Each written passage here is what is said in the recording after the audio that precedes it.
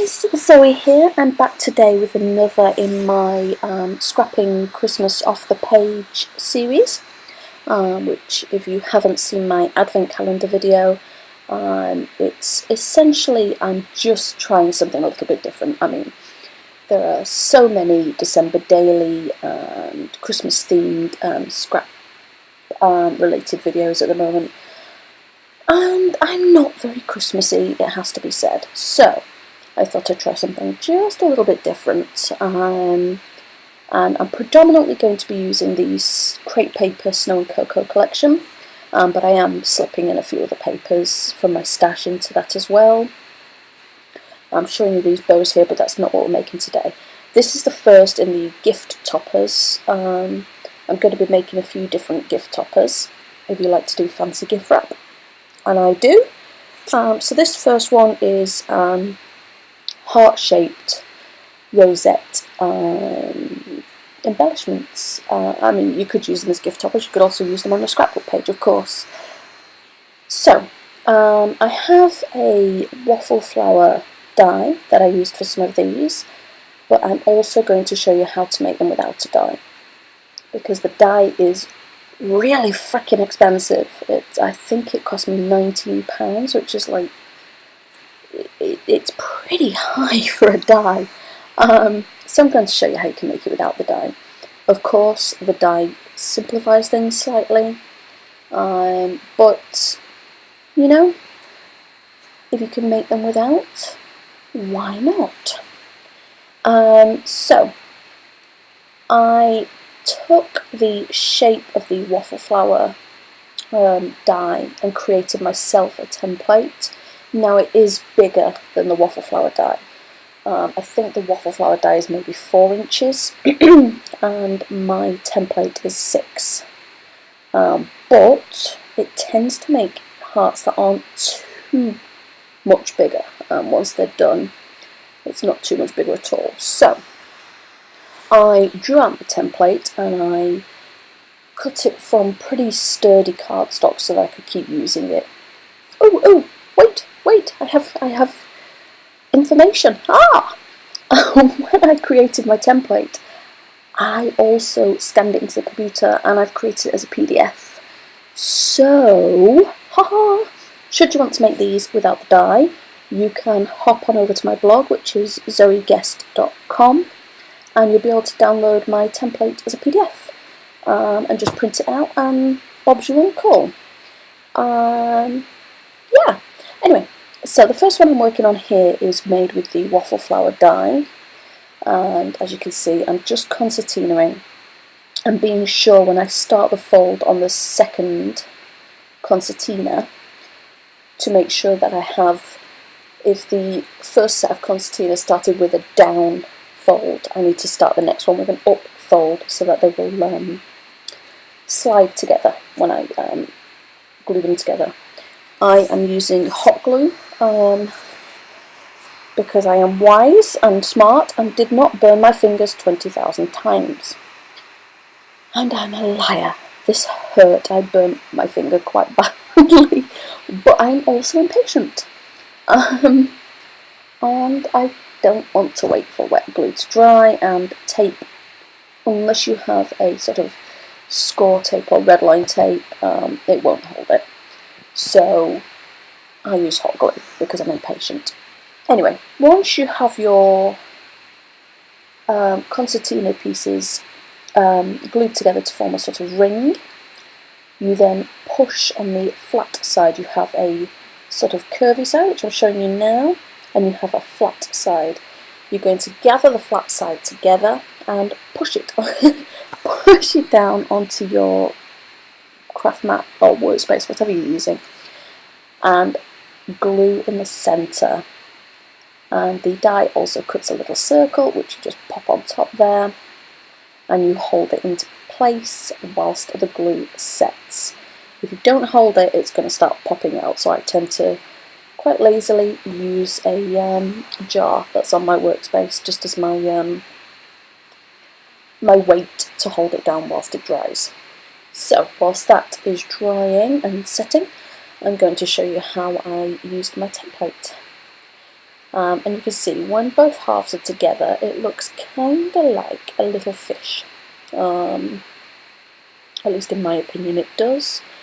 So that's how you want the template to go together. When you're drawing it onto your papers, it needs to be in that sort of fish shape.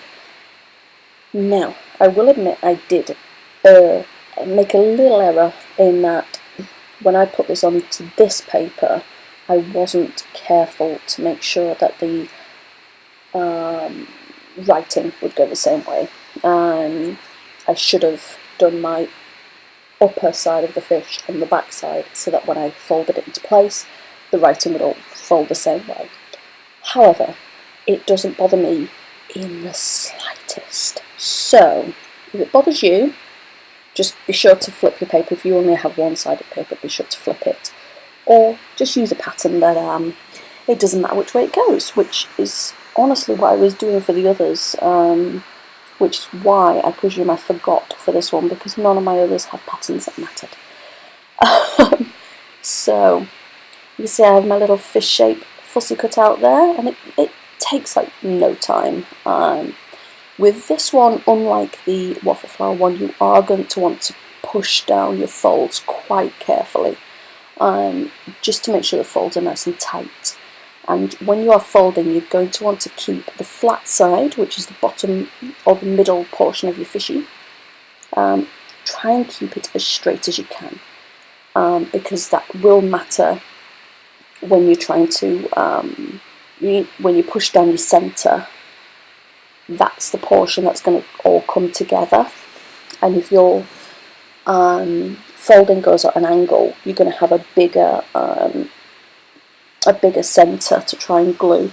Now it'll still look fine, it will, but you're going to need to cover the centre with something a little bit bigger, and you're going to have a more difficult time when you're holding the glue to set. Which, you know, it's fine, it does still work, it just makes it slightly trickier, and honestly it's just easier to try and make sure your folding is as straight as you can. But if it's not, you can make it work, as with anything really. Again, same as with the waffle flower one, when you are folding your second piece, be sure to make sure your fold starts on the opposite way to your first piece, just so that when you're gluing them together, you can slide them together, and you won't have what's the word I'm looking for? I don't know, I can't think of the word, but you because it's going to be a heart shape, you want a smooth outline, and if you don't make sure your pieces align, you're going to end up with a heart that has a wonky side, and nobody wants a wonky sided heart. I don't know, it makes sense when you watch them being put together, honestly it does. I really like these, I must admit, they're really lovely, and I'm going to do some, I think a little bit later, where I do wrap some of the presents and show them actually in action on the present, as it were. So I'm just showing you that one is now dry. You could I'm using a non-stick craft sheet to do my gluing on, and you can tell when it's dry because if you give it just a little twist, it pops right up off the craft sheet, which is nice and easy. I'm just making sure to line those pieces up. Oh, no, my glue isn't sticking for some reason. I'm having ever such a nightmare with my glue gun at the moment. I have this one, which doesn't put out glue quite as hot as my other one. And my other one, which is a Dremel one, I think, puts out glue at molten lava temperatures. And I'm clumsy, and yeah, that's me showing you I've burned my finger again. And I burned my finger on this sort of cooler gun, so you can imagine the calamities I have with a much hotter gun. So I try not to use the Dremel one as much because it, yeah, I have a blister on my finger right now and it hurts. So yeah, that's why I avoid that one. But this one's giving me trouble as well. The glue sticks just don't want to go through for some reason. Well, that was a rather boring interlude, wasn't it? So again, I'm just creating a ring with my heart, so I'm just snipping a little bit that's gone over there. And exactly the same as with the waffle flower heart, you're going to gather your... Oh no, what am I showing you? I'm showing you that you can cut a circle. You'll have to cut your own circle, but I have chosen to use a piece from the chipboard. The chipboard sheet, I'm going to use that instead of cutting a circle. If I was going to cut a circle, I would just draw around something that was approximately the right shape, and just fussy cut it. But again, exactly the same way as the waffle flower, you're just gathering your flat edge in. And I apologise for the fact that it's not so clear. It's quite tricky to hold it with the pleats where you want them to go without it popping out, so you have to sort of have your hand over it quite firmly, which makes it a little difficult to see. And as you can see, whilst the glue's drying, you have a little playtime there to just make sure your pleats are where you want them, and you just pop a weight on to let that set. And whilst that's setting, I'm just going to have a look through tiny word stickers to add some decor to my other rosette. Word escaped me then, goodness me. So I'm just creating a little fishtail banner cut into the tiny word sticker there. I think I chose Merry Merry for that one. I'm popping that onto the other heart there. And this one's now dry, and as you can see, it just twists off. And I'm going to show you a close-up so you can see the difference between the two. And as I said, there's not a whole lot in it. I mean, there really isn't. Is there nearly £19 worth of difference in it? I would say no. The die makes things easier, and you don't have to fussy cut, of course, but yeah, you know, it's up to you. I think the die's cool, and I have it, so I will use it. But it really isn't that difficult to make your own, especially if you borrow my template rather than drawing your own. So again, I'm just picking another tiny word sticker to go across the lower centre of this heart to finish up the decor on that one.